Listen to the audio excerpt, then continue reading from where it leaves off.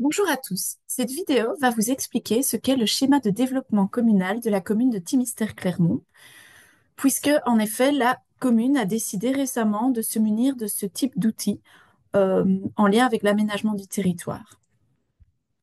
Donc je me présente, je m'appelle Maud Blaffard, je suis urbaniste et géographe et je gère le bureau d'études qui s'appelle Sens, implanté à Liège. Et nous avons été désignés par la commune de Thimister-Clermont suite à un marché public pour élaborer ce fameux document SDC. Nous allons accompagner la commune pendant un certain laps de temps pour les aider dans la rédaction, dans l'élaboration et dans la réflexion de ce schéma. Je serai accompagnée d'autres collègues, d'autres géographes ou même bio-ingénieurs. Et nous avons également un autre bureau en sous-traitance qui est le bureau d'études Traject, un bureau de mobilité qui, lui, va réaliser un focus sur la mobilité à Thimister-Clermont et élaborera également un document qui sera annexé au SDC. Alors, le but ici, aujourd'hui, de cette vidéo, c'est vraiment d'essayer de vous expliquer ce qu'est cet outil, quels sont les acteurs, quelle est la méthodologie, etc. Donc, tout d'abord, qu'est-ce qu'un schéma de développement communal? Quelle est sa définition? Il faut savoir que cet outil est repris à l'article D210 du Code du développement territorial. Donc, c'est un document qui existe légalement. Il définit en fait une stratégie territoriale pour tout le territoire de la commune. Qu'est-ce qu'on entend par stratégie territoriale? Ça veut dire que, in fine, ce document, qui est composé d'un rapport écrit et de cartes, je vais dire stratégiques, va vraiment orienter le devenir de l'aménagement du territoire sur la commune en, par exemple, définissant des densités, en identifiant les zones à préserver paysagèrement, en faisant des propositions en termes de mobilité ou de préservation de la biodiversité. Donc, c'est vraiment un outil territorial qui sera utilisé par les instances communales à la fois dans la délivrance des permis. Donc, s'il y a une demande de permis à tel endroit, ils pourront voir ce qu'il est mis dans le document et les éventuels points d'attention ou la densité à appliquer, mais également en termes de stratégie, c'est-à-dire que ce document, en fait, a une portée de 18 ans. Donc, il a une durée de vie de 18 ans. Donc, il porte aussi une certaine vision forte de l'aménagement du territoire sur du long terme. Donc, voilà, c'est le but du SDC, c'est de définir cette stratégie territoriale. Sur base de quoi? Eh bien, sur base de ce qu'on appelle une analyse contextuelle, c'est-à-dire un diagnostic. Donc, de manière assez traditionnelle, je veux dire, le rapport est composé de deux grandes parties. Tout d'abord, la partie 1, qui est l'analyse contextuelle, dont le but est vraiment de mettre en évidence toute une série d'éléments tels que des contraintes du territoire, des besoins, des perspectives, des potentialités, pour aboutir à des enjeux. Et une fois qu'on a ce document d'analyse contextuelle, on peut aller alors vers la stratégie territoriale qui définit également une série de choses. Je vais y revenir. Alors, le SDC a une valeur indicative dans le code, puisqu'il faut savoir que seul le plan de secteur a une valeur réglementaire dans le code, mais malgré tout, il restera, une fois qu'il sera adopté, le document de référence en aménagement du territoire sur la commune. La commune devra s'y conformer, pardon, donc vraiment être en adéquation avec ce qu'elle a défini dedans. Et la région nous accompagne aussi dans le processus et sera aussi garante, je vais dire, qu'on respecte à l'avenir ce qui sera mis dans ce schéma. Alors, je vais vous expliquer un petit peu les deux grandes parties, donc analyse contextuelle, partie 1 et puis stratégie. Donc, l'analyse contextuelle, en fait, le but, c'est vraiment qu'elle propose des grands enjeux pour le territoire et qu'elle définisse finalement des grands constats et des grands besoins pour demain. Euh, et elle analyse, je vais dire, une multitude de thématiques, aussi bien socio-économiques, démographiques, énergétiques, patrimoniaux, environnementaux ou encore de mobilité. Donc tout ça va faire l'objet d'un grand rapport. Vous voyez par exemple ici la table des matières de ce premier rapport d'analyse contextuelle et vous voyez que ça aborde vraiment de multiples thématiques. Alors l'idée, c'est nous qui réalisons évidemment cette étude préalable, enfin ce diagnostic du territoire. Nous nous basons à la fois sur des données, je veux dire objectives, c'est-à-dire des statistiques fournies par StatBel, des cartes qui sont fournies, des données cartographiques fournies par la région que l'on va traiter. Donc, je veux dire vraiment des éléments plutôt objectifs et froids, mais également on se base sur notre ressenti de terrain, puisqu'on a déjà parcouru le terrain et on va encore le parcourir, mais aussi sur le ressenti et les avis des acteurs qui y vivent. Donc, évidemment, on va beaucoup travailler avec le collège, avec l'administration, et on en reparlera par la suite aussi dans le cadre d'un processus participatif, puisque un large questionnaire à la population est diffusé pour connaître aussi les besoins des gens qui y vivent et avoir leur avis sur toute une série de thématiques.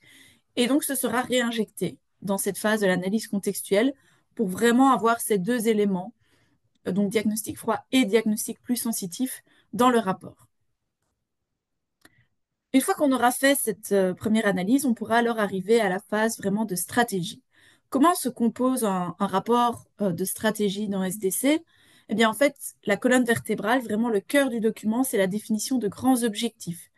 Des grands objectifs de développement territoriaux et d'aménagement du territoire, qui vont traiter de nouveau de multiples thématiques, que ce soit sur, je vais dire, les priorités en termes de développement de logement ou d'activité économique ou de mobilité, etc., ou d'environnement.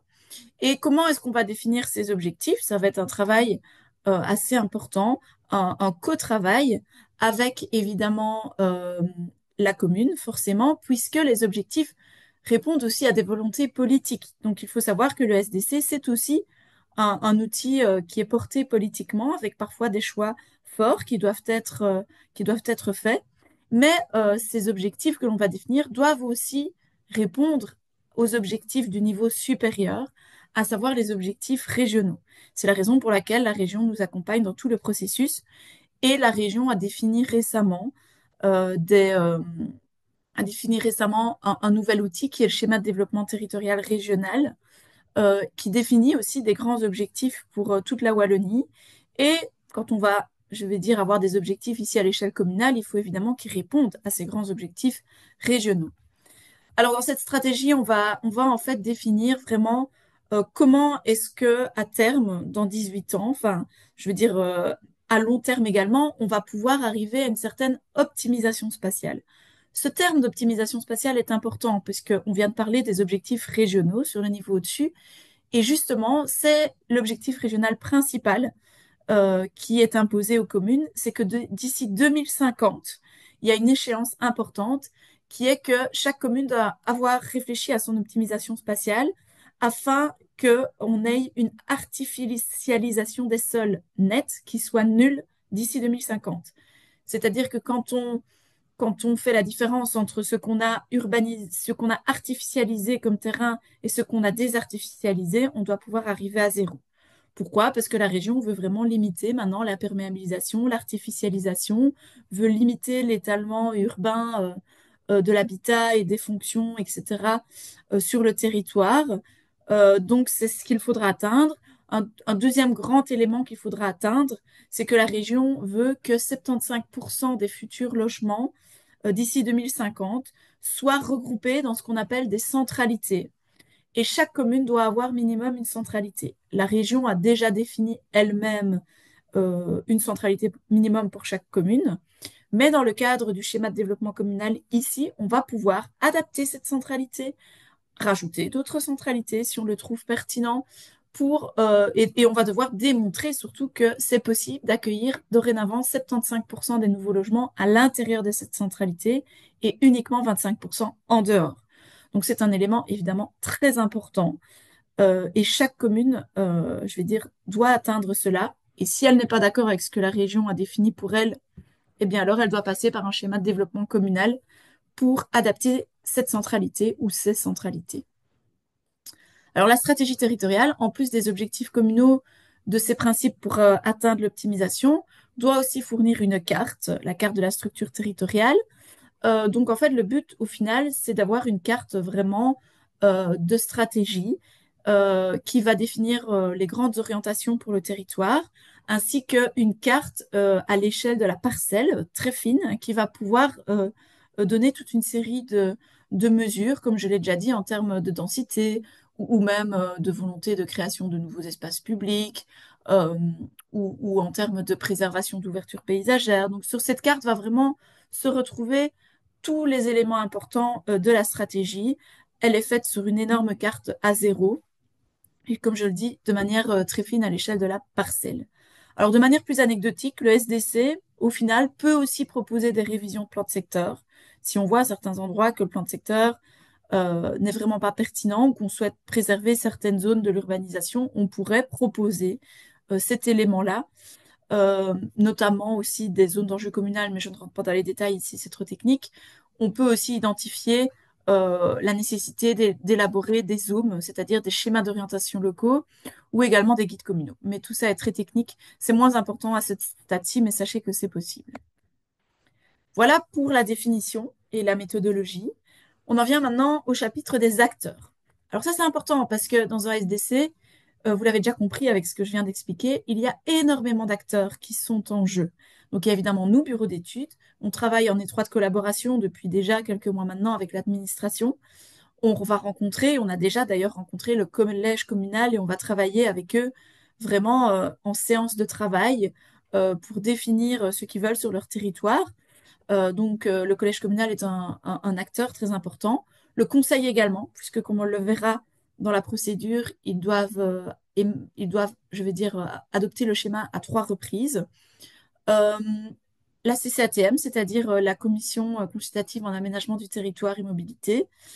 Euh, et alors ici, dans ce cadre-ci, la population. Donc, ce n'est pas une obligation de consulter à de multiples reprises la population. Le cadre légal l'impose une seule fois au moment de l'enquête publique. Mais ici, la commune de Timister-Clermont a voulu étendre cette consultation dès le début du processus. Et donc, on va constituer, et vous avez peut-être déjà reçu les folders dans votre boîte aux lettres, un groupe de participation, c'est-à-dire que si certains acteurs du territoire, certains habitants veulent participer plus en détail dans des ateliers de travail, eh bien, ils le peuvent. On va constituer un groupe qui sera consulté à 6 reprises tout au long du processus. Si vous êtes intéressé, je vous invite à prendre d'ailleurs contact avec le service urbanisme de la commune.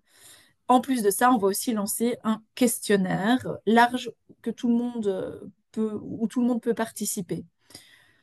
Et enfin, on a aussi des acteurs locaux, évidemment, le GAL, l'ASPI, voilà, l'ASPI qu'on a déjà rencontré.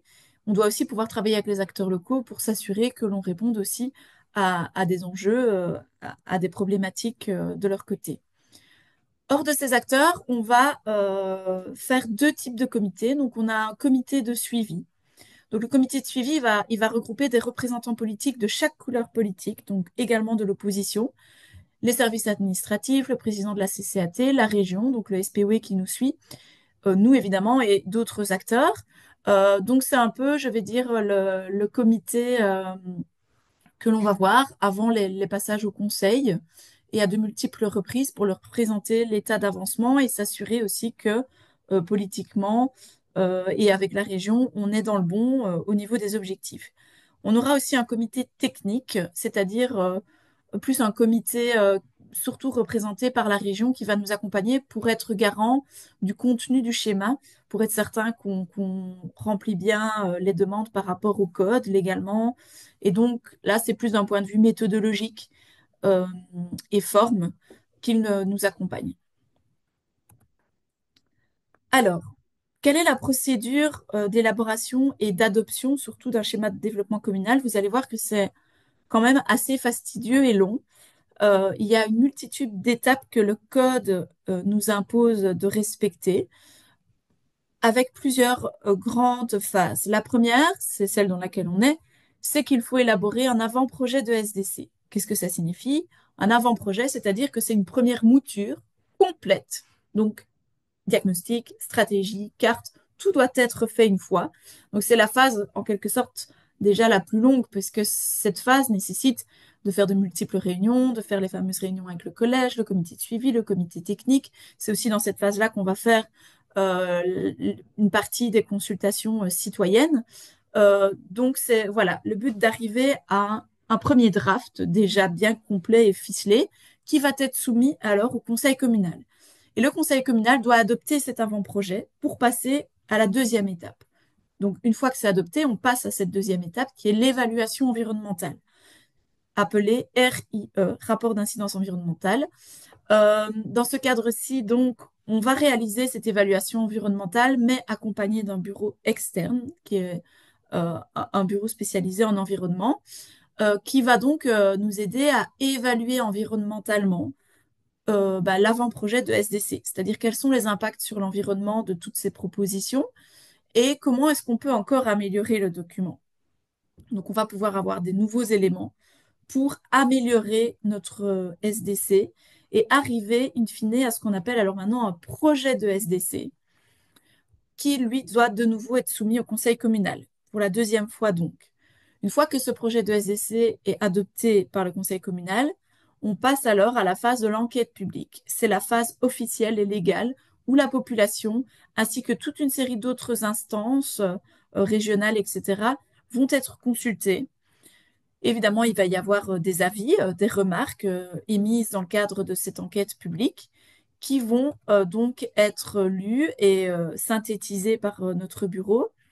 Et certains éléments vont pouvoir de nouveau être réinjectés dans le SDC si on les juge pertinents pour pouvoir finalement arriver à la version définitive du schéma de développement communal qui doit être alors adopté définitivement et pour une dernière fois par le Conseil. Une fois qu'on a eu cette dernière adoption, eh bien alors on peut l'envoyer au ministre qui lui va l'approuver et le publier alors au moniteur belge pour qu'il rentre réellement en, je vais dire, en fonction. Le temps d'élaboration de tout cela, on me pose souvent la question. Euh, il faut compter entre, je dirais, 2 et 3 ans au minimum. Ici, la chance qu'on a, c'est qu'on a eu beaucoup d'éclaircissements de la part de la région sur comment élaborer ces éléments. Il y a un vademecum qui est sorti. Donc, normalement, ça devrait aller plus rapidement que les premiers schémas qui ont été élaborés il y a, par exemple, 5, 6 ans d'ici. Alors, comme je l'ai dit, la commune de Timister-Clermont a désiré mener une participation citoyenne beaucoup plus approfondie pour l'élaboration de son schéma. Et donc, nous avons proposé une participation, consultation citoyenne en 3 temps, 3 niveaux en fait. Le premier niveau, qui est le niveau de base, évidemment, c'est d'abord une information régulière et complète pour tout le monde. Donc, il y a une page Internet qui a été créée dans laquelle on pourra retrouver au moment approprié des liens de téléchargement des documents. Il faut toutefois savoir que ces documents devront être d'abord validés par le collège et conseil avant d'être, je vais dire, diffusés sur les réseaux. Il y aura aussi des vidéos explicatives comme celle-ci, ainsi que d'autres vidéos sur le diagnostic qui présenteront la stratégie, qui seront alimentées au fur et à mesure de l'avancement. Et enfin, on trouvera aussi une plaquette de communication lors de l'enquête publique.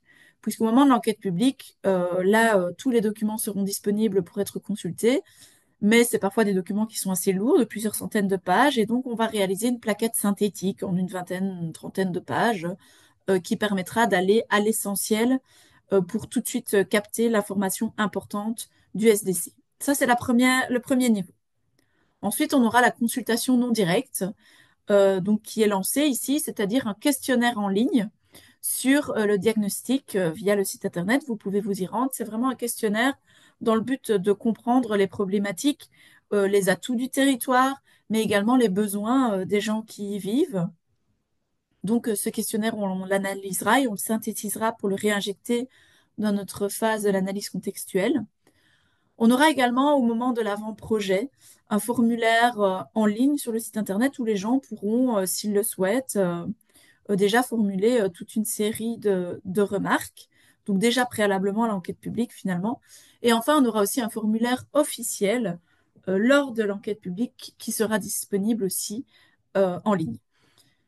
Troisième niveau, j'en ai déjà parlé, c'est la consultation directe. Donc là, le but, c'est de créer un groupe de participation avec plusieurs habitants.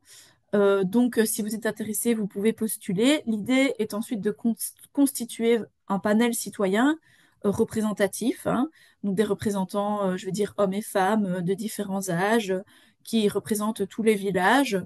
Et avec la CCATM, on va ainsi pouvoir faire, donc avec la CCATM et ce panel citoyen, on va pouvoir mener des ateliers donc de travail. Ça doit toujours être le même groupe, hein. Donc l'idée, si vous vous engagez là-dedans, c'est vraiment de se dire, ben voilà, je vais participer à 6 ateliers, étalés peut-être sur 2 ans. Donc ce n'est pas une lourde charge non plus. Mais voilà, si je m'y engage, je m'engage à y aller jusqu'au bout et pas seulement à un et pas à l'autre, parce qu'il faut pouvoir aussi comprendre le processus et le cheminement, c'est très important. En espérant du coup vous voir prochainement peut-être lors de l'un de ces ateliers de participation. Je vous remercie pour votre attention et je vous invite évidemment à aller remplir le questionnaire en ligne disponible sur le site internet. Merci beaucoup.